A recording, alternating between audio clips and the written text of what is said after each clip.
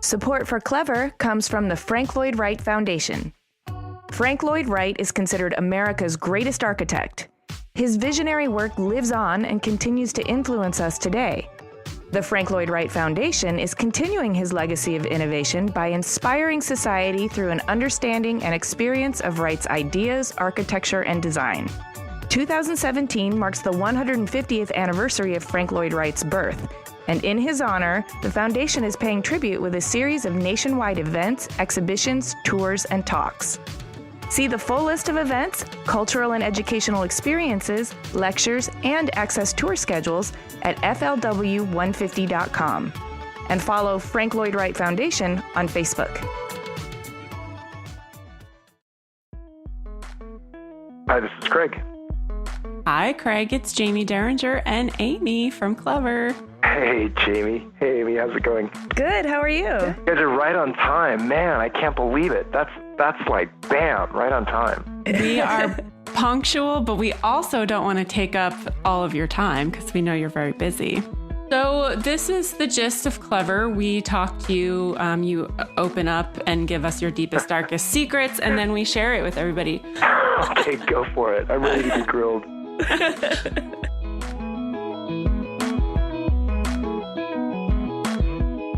Hi, everyone. I'm Amy. And I'm Jamie, and this is Clever. And today we're talking to architect Craig Steely.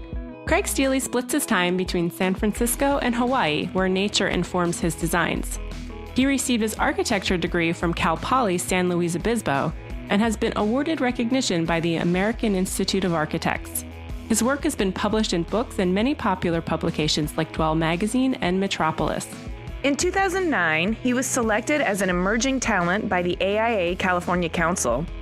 His unique lava flow homes in Hawaii have gained him recognition around the world. He talks to us about being uncomfortable in traditional architecture offices and the enjoyment he gets from being in the field, which prompted him to launch his namesake firm, Craig Steely Architecture. We loved hearing from this native Californian, especially when he waxes poetic about the relationship between surfing and architecture. So let's talk to Craig Steely.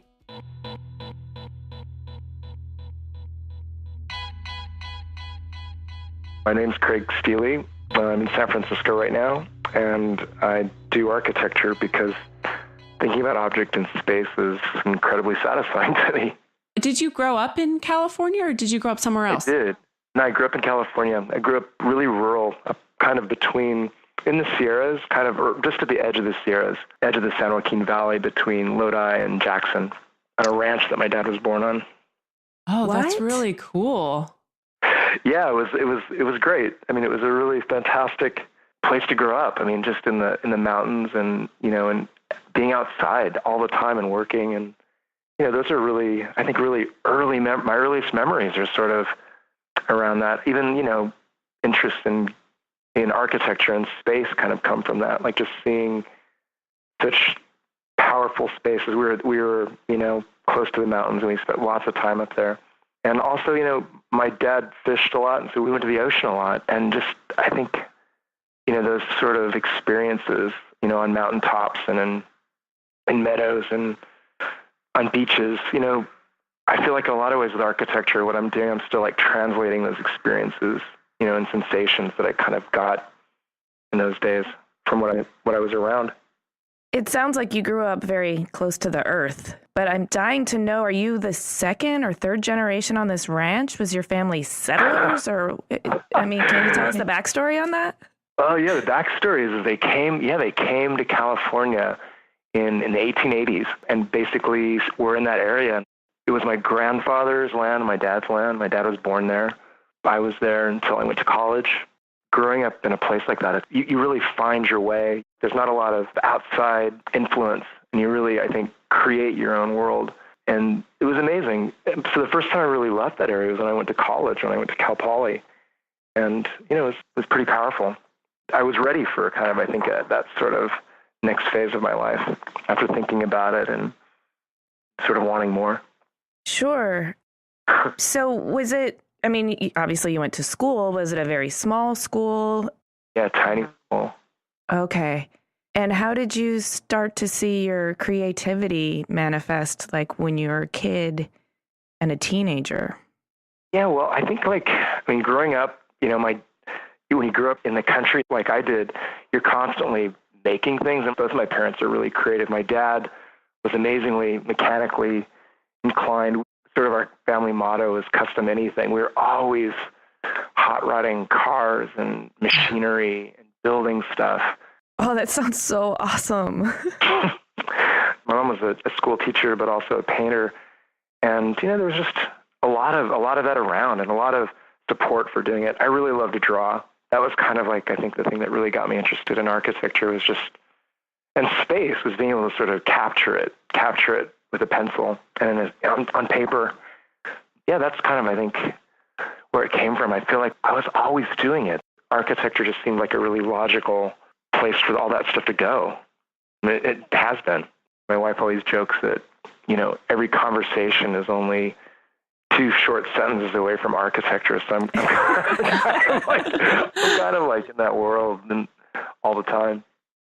I'd love to know when you were first exposed to the idea of architecture as a career or as an actual practice, in being surrounded by the mountains and fields and the ocean and everything. Was there a moment where you were like, oh, there's a job out there where I could actually make structures or conceive of space?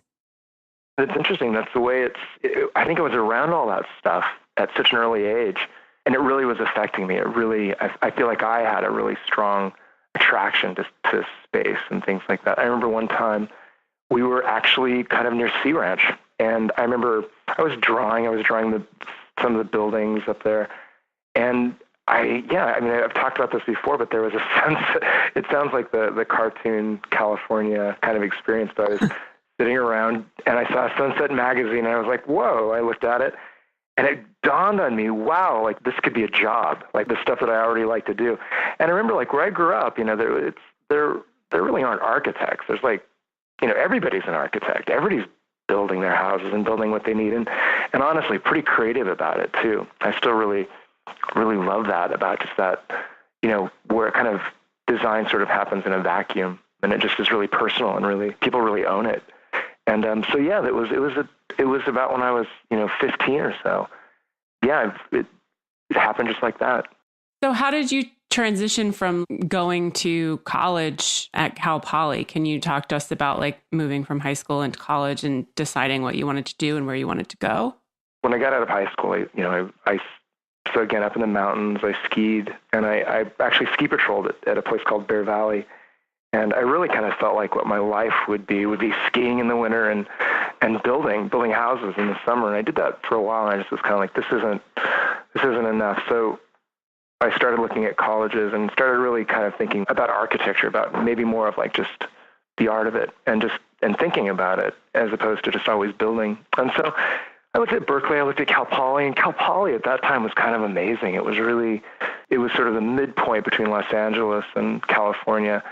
And I went down there at one point to check it out, and I was really impressed by just how there were these hippie builders that were just, living in vans and talking about architecture and talking about building and surfing, and I was like, this place seems great. And so does sound like you found your people. I think I kind of did, yeah, I really did. But then when I went down there, they'd all graduated, and so it was kind of like this sort of weird process of finding my own way again. But that's sort of where it began. And then during that time, I spent my last year in Italy, which was really powerful. That was, I think really important, seeing Italy, and again, being really, really ready for it. Really at a time in my life where I hadn't, seen I hadn't been exposed to a lot of things like that, and it was amazing just being dropped in Florence and around all that art, and around all the inspiration, and around all the, things from the Renaissance to, sort of the avant-garde 70s architecture. It was really powerful and made a huge impact on me. And also a huge impact on the way I think about architecture and the way I kind of practice it too. I think Italy really turned that on its head too, just how it's maybe really more integrated with life and not really separated. It's not like a job that you go to from 9 to 5. It's really what you do. On a personal level, did you have any adjustment issues going from your tiny high school to a college in a big city? I mean, being around all those people, and focusing your energy towards studies? Did you have to rein yourself in at all?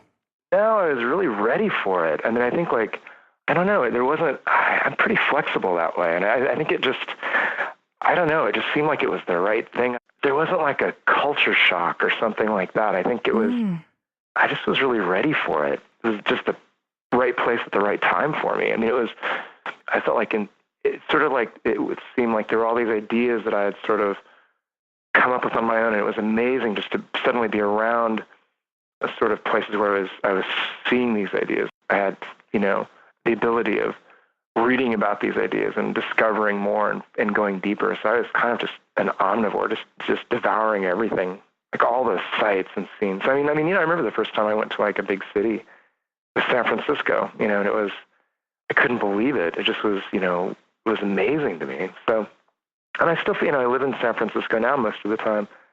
We're in Hawaii a lot, but I still feel that way when I come to San Francisco. I still feel that sort of, it's an excitement about just what's possible here.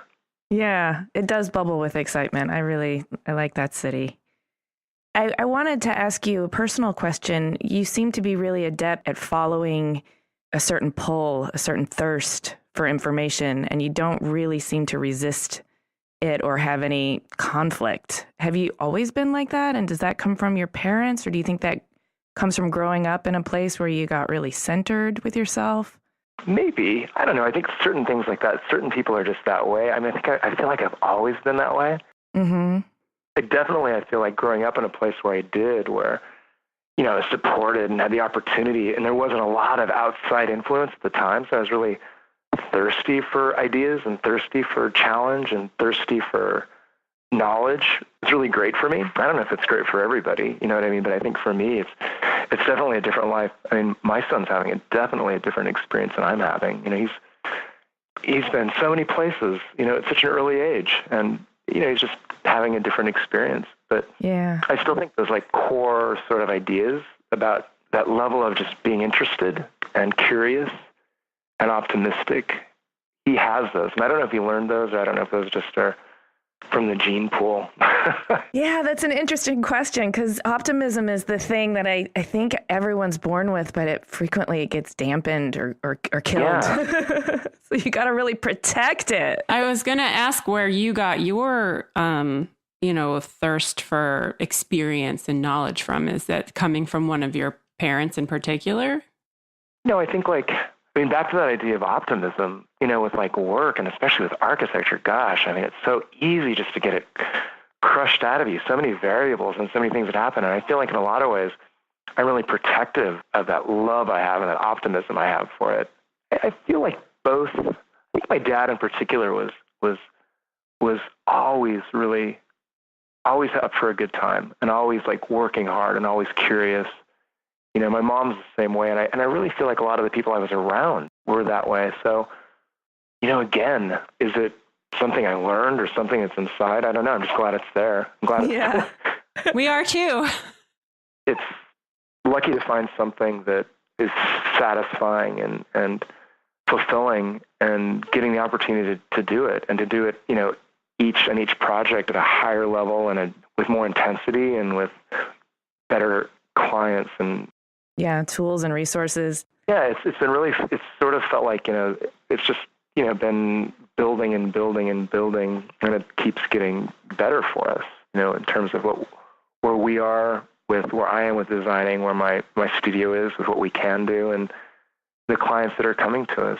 We try and be really specific about like what jobs we take. We don't take a lot of jobs, and my studio is really small, and deliberately that way, because I want to be hugely involved with all of it. It's so many architects you get good at what you do, and then suddenly you're managing an office and you don't even get to design. You don't get to be on the job site. You don't get to have that time, to just really think about what you're doing and think about what you like about what you do. Well, it sounds like you've put together your studio very deliberately. Can you talk to us about some of the steps that you took from architecture school through your first few projects to your current practice? Did you always know you were going to build a studio of this size and scale? when I was in school doing architecture, I really thought at that point that I didn't really think I would have an office. I just thought I would teach, or I would do art, or I would sculpt. And, the idea of having an office at that point seemed, because the offices that I had seen, I wasn't super impressed with just what it really came down to. And again, space and architecture is really important to me. And when you're young, it's important in such like a really pure way. And in a way, I didn't want to ruin it. I didn't want to ruin that sort of love I had for objects and objects in space. And so I think I got out of school, and luckily I was in Italy. Italy was great in that sense that I got a job doing props and sets in Florence for this fashion house called Louise's on Via Roma. And that was fantastic because it was really taking all of what I was thinking about architecture, and I had the opportunity to do a lot of this stuff. So we were doing windows, and we were doing props for fashion shows. It was really fantastic. It was like a perfect job. And then I was working the rest of the time for an architect. And so that was really great. I always joke that Italy made me completely unemployable when I came back to California. It made it impossible to work in a regular office, because I would come back and I could get these jobs, and I'd be like, what? This is it? This is an architecture office? This is horrible. And so I got out of it. I started doing construction again, and I started doing windows and window display, and I started doing furniture. So it was interesting though, because what was happening though, I was working with these creative people, and in a way I was like the only architect around, and the only person that was boring everyone to death without talking about architecture. And so suddenly I would get jobs. They would offer me, someone would need something done, furniture built or a house remodeled or something. And so I felt like I was trying to get away from architecture, but I would just keep getting dragged back into it. and then at one point it was just like, okay, if I'm going to do it, I need to just do it my own way. That was really the beginning of me thinking about how I wanted to practice architecture. What was it that they were doing in the other offices that you kind of just didn't feel inspired by? Was it just too corporate, or was it too much focus on, the parts of architecture you really didn't like doing, or what was it that? Yeah. Well, I mean, the bottom line is most offices, they grow and they get big, and then they have to take, you'll see them doing, they'll have a few projects that they're really proud of, but the vast majority of the projects in the office, and these are, again, the offices that I worked in, weren't very exciting, and they were sort of like the bread and butter projects.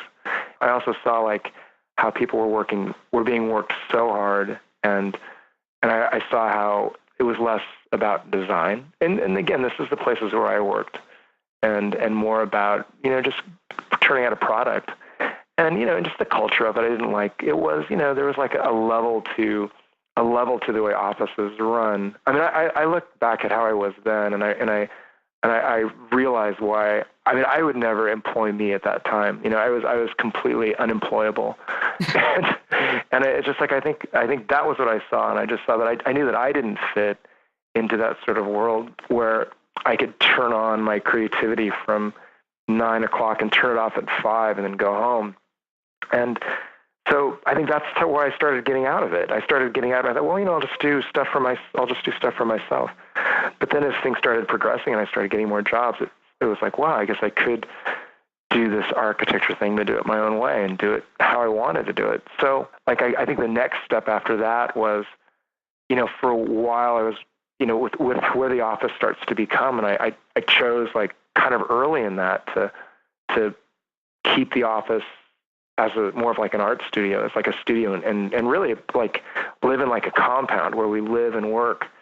And at one point, we were looking at other spaces to work in, and I just was like, this is crazy. We my wife's a painter and she needed more space. My son was getting bigger. We needed more space anyway, so we were looking around at a building that we could sort of turn into this sort of compound, and then it just sort of dawned on us well, why don't we have a building in San Francisco, a house, let's just tear it to the ground and make it what we want it to be. So that's what we did. So I have an office that's separated from our house, but it's still in the same building, and it's part of our experience, and it's perfect because I always feel it in a lot of ways that it really it helps me. It helps me connect with clients, because certain clients come over and they see the office and they see it's in the house, and it's absolutely what they don't want. It's what they don't need. But the right clients come over and I think they see it, and they really see how personally we take it here, and how it's really, there's no difference between who we are and what we do. And they're the ones that sort of, I think, are on board. And so I think it's sort of like already like a self, discriminating thing that starts to really connect us with the people that we work the best with. And I think that's part of the reason why we've had such, good luck. And, it's even gotten, I think, more refined as it's gone on. Right now there's me and two other people, there's three of us.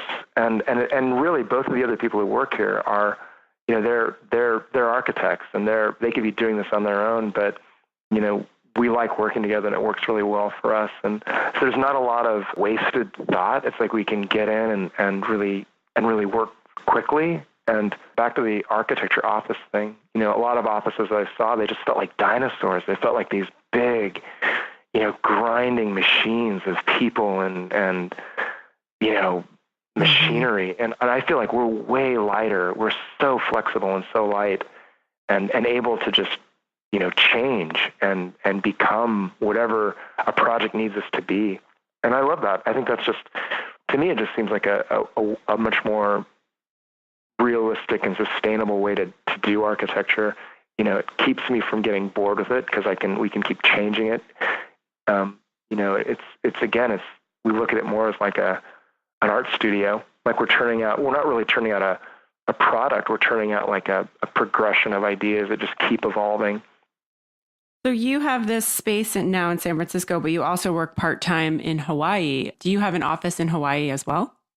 No, the office is just in San Francisco, but we're in Hawaii a lot. And it's so easy that I do work there a lot too. But our office is here in San Francisco.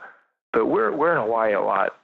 And you're pretty prolific in both spaces. Can you talk a little bit about how the projects or process might be different in either one of those locations? I love talking about that because my real question is, do you take more surf breaks in Hawaii than you would in San Francisco? No, it's the same here as I do there. It's like I just serve with a wetsuit here, but it's interesting. It's like our world.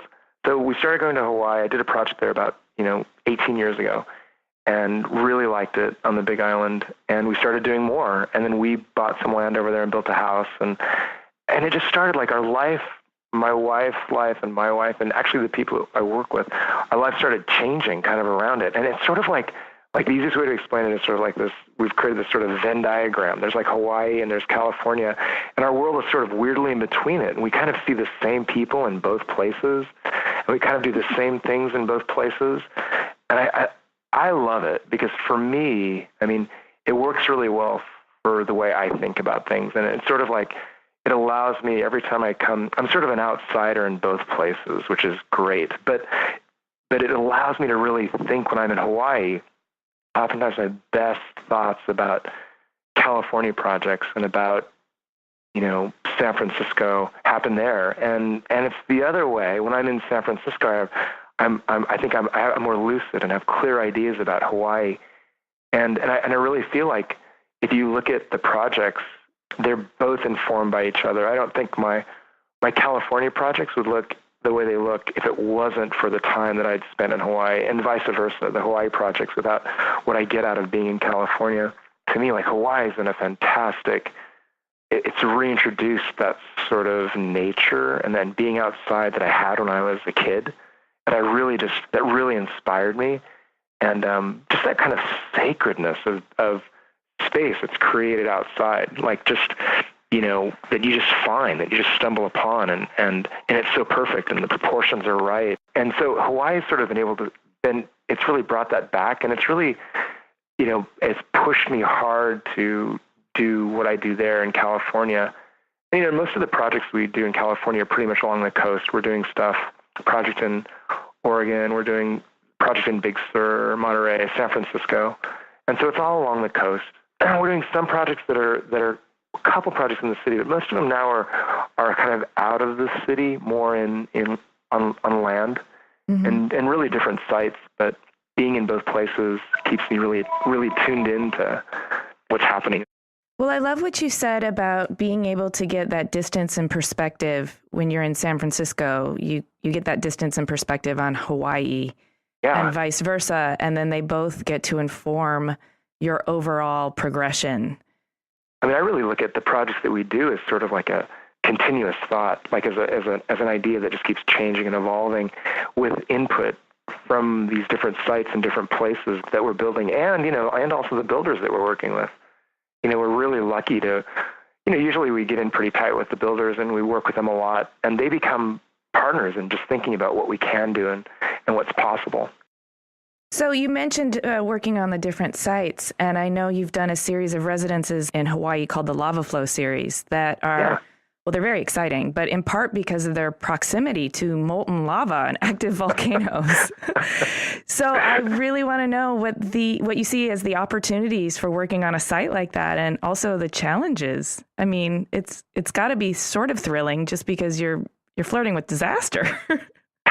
Well, I mean, I think it's like it looks more dramatic than it is in the sense that I think it's funny because a lot of times we live in San Francisco, we're doing all this stuff, and it's on this fault line, and there's earthquakes that Sure. And it's so that I think it's funny people spending all this money and time building things here, and they could be gone instantly. And I think you start to look at Hawaii, and again, it's like people in building on the Big Island in and around the volcano, for forever, thousands of years, but I think it is more immediate in that sense. You see it all the time, and that's something that I really like. I like being reminded of it, and I think it's intense to some people in that sense that you really do feel small in the scheme of things. You're here for such a brief time, but beyond that, beyond building on the lava, I think one of the things that's the most exciting to me about building where we're building is it's new land. It's brand new land. Like this place where most of the lava flow houses are, it's on a 1955 lava flow. So there are people who live there that are older than the land that the houses are built on. And the lava's sort of like Pu'u'o craters, maybe 20, 30 miles away, and the lava's going. But there's the chance that it could change. It's the rift zone, and it will change. But again, I think that living on new land, it sort of offers to me, and this is just me talking, it offers this new, it sort of needs a new way of, it offers a chance to have a new way of being, and it's like an opportunity to start from scratch and do something thoughtful. There's a Hawaiian term, it's called ho'oponopono. It means to do the right thing and make things right. And so I feel like in Hawaii that it's really, it's around you all the time. And so I like that about building there. Once I think you get away from the fact that it's such a different place to build, seemingly, and you start to see how people are living there, and it becomes such a distant thought in the back of your mind, and you start to think about these other things. Mm-hmm. That makes sense. It also seems to resonate with your kind of scrappy DIY ethos. Well, just because you grew up in sort of more solitary space than the city. And I think sometimes if you grow up in the city, you get confined to certain indoctrinations or conscriptions of how dwellings should be. And it seems to me like it would be an incredible, exciting opportunity for you to have this brand new land that nobody's described. I think that is really true. I think, and again, it's when I was talking about living in both places, how well it works for us and for me, I think that's really part of it. Part of living, I love living in the city, and I love the opportunities here, and I love just what it provides. But there's still a part of me inside that can't be in the city all the time, and just and sometimes it becomes a little confining. And having that outside, being able to live in Hawaii and being able to be on this land that's, like you said, so new and so free of existing sort of ideas, is really it's inspiring to me. It inspires me so much to do what I do, to do architecture. We'll be right back with more Craig Steely after this quick break. Support for Clever comes from Benchmade Modern. Buying a sofa that fits your room and your taste is such a hassle. You waste a ton of time on trips to multiple showrooms, there are almost no customization options, and you'll wait 12 plus weeks for your sofa to arrive. Benchmade Modern feels your pain and has your solution. They make affordable, custom-sized modern sofas in days, not months.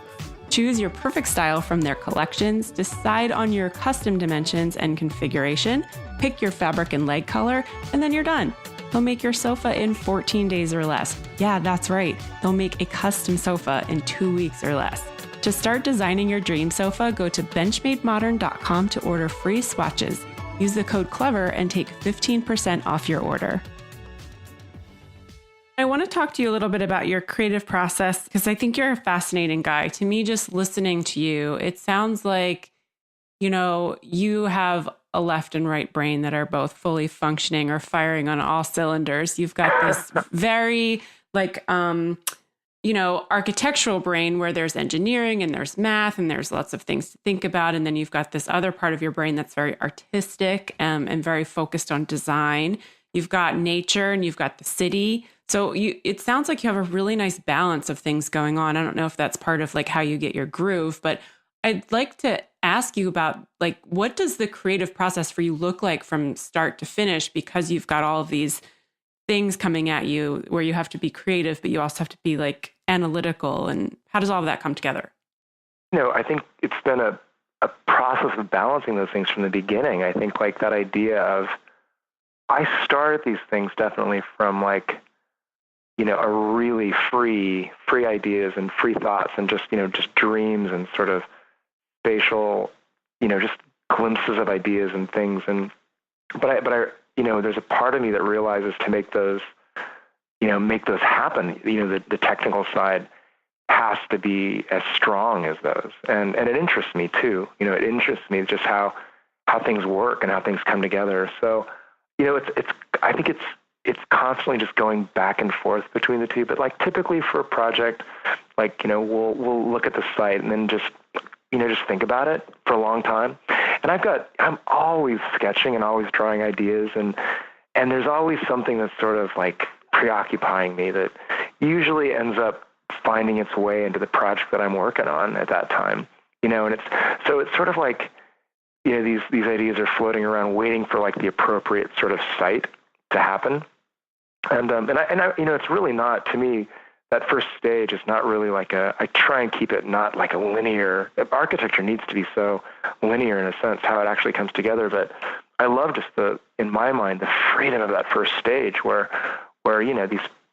there's no past and there's no future. And there's projects, there's ideas that have started on other projects that are more appropriate for another site, or ideas that we've thought about and started in other projects, or even finished other projects that I think, I'm still excited about and want to add to them or come bring them farther. So that first side, maybe that more creative side is kind of always there. And I think really when it comes down to it, that side of it is the strongest. That side is sort of the side that kind of brings in the other stuff. I mean, I feel what happens is it starts loose and then it starts to get more rigorous and it starts to become, I'll bring it down to maybe more of a really strong idea that I can verbalize or focus on or really kind of understand and communicate maybe to the other side of my mind, the more, technical side. For example, I can think about it growing up, we would modify a tool to do something. We'd have this grand idea of what it could do. And then we would look at what we had, look at what the materials we had at hand and tweak it and hot rod it to make it do that. And I think that's sort of my process, I think, with this thing. I mean, I work with really good people. So it's in that sense now that I can we work together for a long time. I can sort of stay in that sort of creative realm and just sort of be there and work with them on where that's going and make sure it stays true to what we're talking about, what I was thinking about from the beginning. And then I think, really to me, it's it's a process. It's not like, we're not, to me, like, I really want to see things built. Like, the idea of just doing a design and then it's not finished is always hard for me. Like, I really want it to be done. And so I think keeping that sort of creative side really fresh through the process allows you to really see the construction in a fresh way and really make sure that it stays true to that initial idea. I think that's really interesting because I do think that a lot of times projects lose their oomph or their flavor as they start to get interpreted by many other people, many other craftsmen, many other relationships, many other budget, material constraints, all of that stuff. Yeah. And so they really benefit from having someone who's absolutely still in tune with the creative seed or the genesis of what's really important about this all the way through, and somebody who knows how to interpret all of those different processes that happen in building something so that you can help guide and coach everybody who's working on it to help maintain that essence.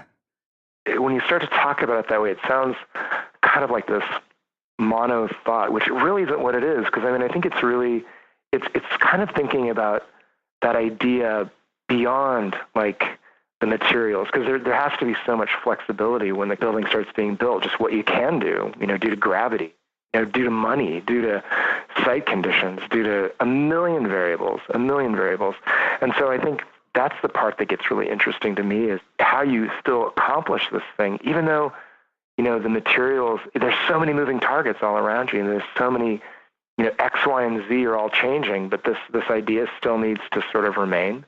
And that's really exciting to me. I think that problem-solving part of the technical side is, to me, equally creative as sort of like those dreamy sort of absolutely more tangible sensations in architecture, in space.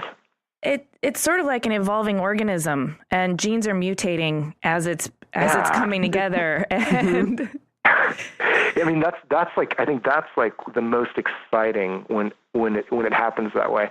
And I think that's why I think it's really helped us to be really picky about who we work with and who wants to work with us, and I think, every client is on board with these projects, and they're, as the contractors are, and we're all putting, more than just 100, we're putting 120% to do these things. Everybody feels a part of it. And that's exciting. I love it when that happens. I'm glad you brought that up, because I was going to ask you about relationships. It sounds to me like you've built your practice with good collaborative partners, but also by, working out of a studio that kind of self-weeds your clients. Self-weeding. Self-weeding studio. I like that. That's a great name for a studio. But it does sound like you're adept at building and maintaining relationships. And I just want to get your take on how you do that, and if you think it's as important as it sounds like it is. Yeah. I think that's really great that you see. I think you guys, I love the questions you guys are bringing up, because they're thoughtful questions. And I think that's part of it. It's not just like one person. It's a whole cast of people. And I think like we've been really lucky to kind of, I think, again, that self-weeding process it happens a lot with builders and clients and people in the studio. And I think everybody is really clear about what we're trying to do, and from the beginning to the end. And there's like a real consistency to that, and it's like, I think the more we do it, the more it becomes obvious who is and who isn't. And so, it's like for a while we were working with the same people all the time, but now I'm finding that it's really interesting, because I think we've got the tools for really kind of creating that world and finding who, we know what questions to ask when we meet people, and, contractors, subcontractors, clients, everyone. So it's just, I think, an easier process with that. But, it's like, again, it's like Hawaii, there's an idea of ohana. It's just this connection sort of family and people. And, I think it kind of like really is reflected in how we do stuff in California and Hawaii as well. It's just, it's like work and life are really connected, and we like working with people that think about it that way. We like working with people that really take it seriously and are challenged by it and want to push it farther. And, we don't suffer fools. We get really annoyed when people aren't doing that. So, I think, it's like it takes that level of people. There's that old saying, it takes a village to raise a child, but I think that village mentality is, in the modern world, we can create that village by building our work and our collaborative and our social relationships in that village mentality. I agree. I think that's a great way to put it. I mean, I love it when it becomes something more than just, architecture. I love it when it becomes a metaphor for just ways to do everything, community, just ways to just, know your neighbors. Think of your house as like not just a building on its own, but a part of a city. Think of it that way. I think that sort of, when you say that, it's sort of like when I think about community and I think of all of that, it's sort of like the micro and the macro. It's like it's sort of you as an individual, or I mean, it's even like that. When you were bringing that up, I was sort of thinking of there's a German artist, Hundertwasser. Do you know that guy? No, I'm not familiar. Hundertwasser is great. I had a client who was really into him, and therefore got me really into him. But I mean, one of the things that he was all about was, it's sort of like talks about the 5 skins. Like the first skin is like, who you are, and then it's your clothes, and then it's your house, and then it's your community, and then it's your world. And it's sort of, they all have to be functioning, kind of, they all have to be, all working together. And, one isn't more important than the other. But again, it's like that whole idea of like a balance to the whole thing, which I think is, I think thinking that way, it's easier to sort of get things going when you think about like a symbiotic sort of relationship where everybody's getting what they want. Yeah, absolutely. And you have a lot more connection to the context when you think in the macro as you're building the micro. Yeah, I think it's that flexibility of thought. Well, flexibility of thought. Okay, so flexibility, and you've talked about being very fluid in your process, and you've also talked about balance. So I'm going to... I know where this is going. Yes. I did a little research. Flexible, fluid, balance. You're really into surfing and skateboarding. And those are two things that I think are really about, the poetry of momentum and velocity and balance in fluid motion. And so, there's got to be a relationship between your hobbies of choice. None. No, there's no. I think about it all the time in that sense that like, and so, I surf almost every day if I can. And I love it. And I think it's like, to me, it's sort of that same dynamic. It's sort of like I mentioned, like body and space. Like it's how you experience architecture, moving through it, moving through space, moving through light, moving through shadow. It's like a dynamic connection to space. And, I think they're both interesting because taking it back to what you were talking about, all the variables, we were talking about like design, going back and forth between the creative side and the more practical side of getting something built, and how that kind of comes together. That's like both of those sports. It's surfing, it's skating. It's interesting. Like I find surfing and skating interesting because in surfing, it's like you're stationary, but everything is moving around you. And in skateboarding, it's the opposite. Everything is stationary and you're moving through it. But there's still like the same motion, which I think is really, really interesting. It's architectural. It's like space is there when you're in a wave, and space is there when you're in a bowl skating. And also I think it's just, that idea of like, a beautiful object. Like I love how a surfboard looks, the proportion of it, the shape of it, the subtleties in it, and a skateboard as well. And in a way, like I love things like that are just like perfect tools. They're like this, like a beautiful sort of prosthetic. It's this thing that once it connects to a human body, it amplifies your abilities. You can glide in the ocean. You can fly through the ocean. You can, glide through this concrete bowl. To me, things like that, like tools that do that, they transcend just what they can do, right? It transcends more than just, it's not just like, okay, this pair of scissors is cutting a paper in half, it's really more transcendent. That's pretty deep.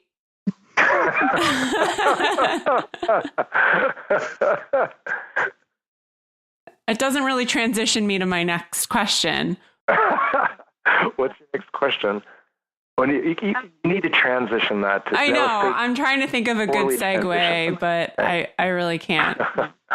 I wanted to know, you mentioned a wife who's a painter and you mentioned a son. I'd love to know more about your family.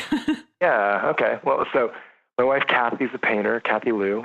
And my son, Zane, is 13 now. And, he's great. He's all what a 13-year-old should be. And, so they're kind of partners in this whole thing and around all the time. That's one of the things that's nice about the way the office is set up is, I love how Zane has just seen this way of working that it really is just connected to your life. And, we travel and he travels with us and he travels with me to, projects. And it's sort of like we'll do a project and we'll travel to do it and we'll do other things that are fun around it. And I think he's mentioned it before, he's kind of just where does work start and life and fun begin? And that's really exciting when I hear it from him. I mean, that's one of the cool things about having a kid around is you start to see how they see the world and it's kind of exciting when you see things you did right with them. Right. Reflected right back at you in a 13-year-old face. Totally. In a really good way. I mean, they're all about I think it's awesome because it's they're all about just consistency. They want to see consistency. That inspires me. I love that. It's just be consistent. Do what you say. Well, speaking of people who shape our future, let's talk about your future and the future of your studio. So how would you like to see things evolve over the next 5 to 10 years? Are you good with status quo or do you want to grow or? We've got a couple of opportunities and we're looking at doing kind of larger work, more public projects, but we've been really careful to connect with the right people where the scale is still intimate. And we want to only do something bigger if it really kind of just is a continuation of what we've been working on, where it really, all the skills and ideas and things that we've honed really make sense. So there's a couple of those that are sort of exciting that could be coming up. And then, the one thing is this is sort of just a fantasy sort of idea, but we've been, the last 6 years, we've been traveling to Japan a lot. I really like it there and I really love the architecture. And I'm really keen on doing something in Japan. I really want to build something there. Ooh, I can see that. Mm-hmm. I love it there. It's so organized. It's just but beautifully not. Right. So just a highly functioning non-Western, it's the most exotic place I've ever been. And I've been a lot of places and it's exotic in that sense that it's so highly functioning, but not Western. Right. It's just I love that about it. I love that about I think there's that Shinto sort of idea of life and everything. And, where you can really love a real flower, but you can also really love a neon flower for the same reasons. and things like that I'm really into Japan. That's just sort of a fantasy. What about you personally? How would you like to see yourself evolve over the next 50, 60 years? Yeah, I don't know. I'm just getting there. I play a lot of music, and I don't know. I feel pretty good about the path it's taking. It's just I love the fact that ideas are sort of still coming pretty fast and furious. I'm really excited where they're going, and where they branch off and what they become. Yeah, I mean, it's just I feel honestly, I feel just in the last few years, I feel I've gotten to a point where I'm really getting happier with what I'm doing. I look at it and I'm okay, this is starting to become something closer to what I think, what I like. And it's starting to, I can see it. I can kind of see a glimmer of, kind of these ideas. That's got to be so exciting to feel like you haven't peaked yet, not even close. That's architecture, right? I mean, that's architecture. Man, I remember when I was in my 20s and I remember, thinking I'd see a young architect at 40 and young architect, 40 under, I'd just be 40, give me a break. That's not young. And then you just realize that architecture, I can't think of any other field where, music, certain types of music, certain types of art. I think, there's the opportunity to just keep, if you're careful about how you do it and you're careful about how you create it, to just keep doing it and keep getting deeper and deeper into it. So, that's exciting to me. I think listening to you protect your joy and your optimism in the process is really inspiring. I think that's an important thing for architects to really do and really remember, just to, be careful of that. I meet so many so many architects and so many students, and students are great because they're excited about architecture. And, you know, you just see how it can wane and how people can lose it.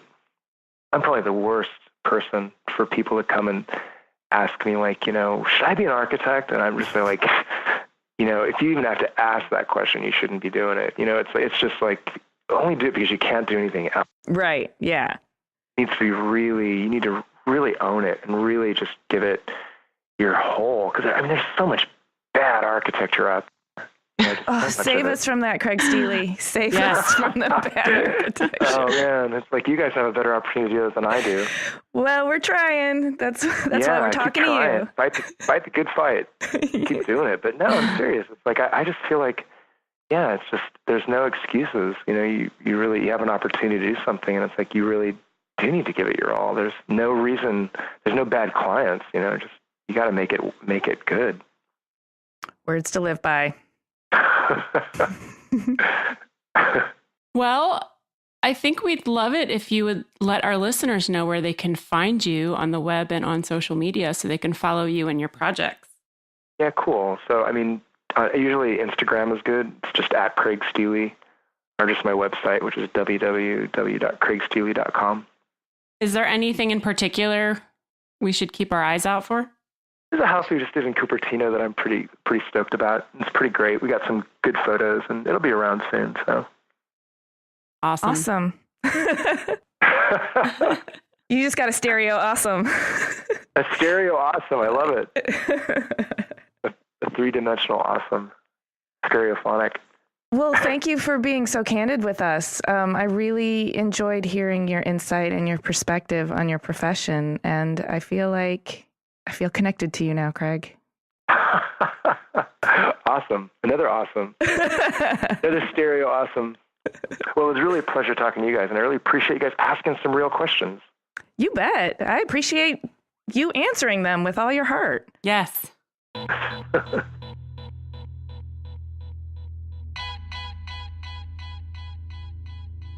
He's a really great guy.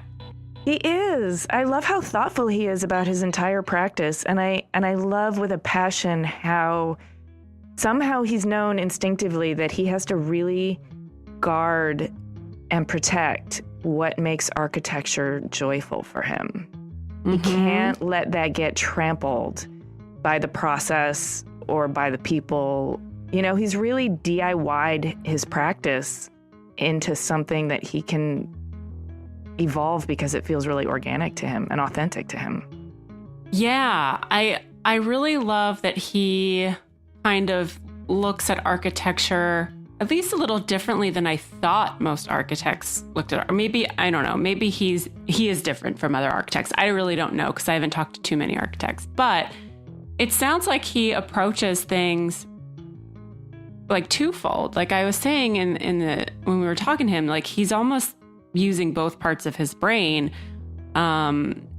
to approach it from an artistic standpoint, but make sure that it becomes something that gets built. Like he said, he doesn't want to just sketch things to make, sketch cool things. He wants to see them realized. Yeah. And, that tinkerer, the guy who was modifying tools and hot rodding things growing up, is going to have that need to see things realized because you take things apart and then you put them back together in a different way. And you've got to see if it works. You've got to see if it does. You've got to prove your hypothesis. Totally. But I really loved how he talked about moving through space. We always think of architecture, or there's a danger in thinking of architecture as the materials that make up the structure. Right. But now he's another one that's talked to us about architecture being in the atmosphere and moving through space and shadow and light, and how traveling on a surfboard or on a skateboard is also moving through space. And now I'm not going to be able to enter a building and feel the same. It's going to be amazing. When he pointed out that on a surfboard, you're stationary and everything else is moving around you, and on a skateboard, everything else is stationary and you're moving through it. It's such a simple distinction and it's so obvious, but I never thought of it that way. Yeah, I didn't either. And as you guys were talking and you were making the connection between fluidity and flexibility and architecture and then skateboarding and surfing, listening to him talk about that was very poetic and it was very moving, but it also opened my eyes to look at space differently and look at the way that I move around space differently. And you know what? I think that's entirely deliberate on his part. And I think he'd be really happy to hear you say that he was able to open your eyes in that way. Yeah, I also liked your analogy, and I don't know if you did this on purpose or not, but it was very smart, that it's almost like building a structure, a home or whatever, is kind of like an organism, right? So you've got all the cells and all of the nerves and all of the things kind of having to come together and work properly to create this form that everybody is satisfied with and that functions correctly and that still kind of looks like it's supposed to look. Mm-hmm. And that he's almost like at the nucleus of that, where he's like the brain and the heart of that whole organism. So he's making sure that, you know, the foot and the arm are doing, like, know what each other's doing and that it's all working the way it's supposed to work, but it's supposed to look like this, that he has this vision of what it's supposed to be in the end. So I thought that was really interesting.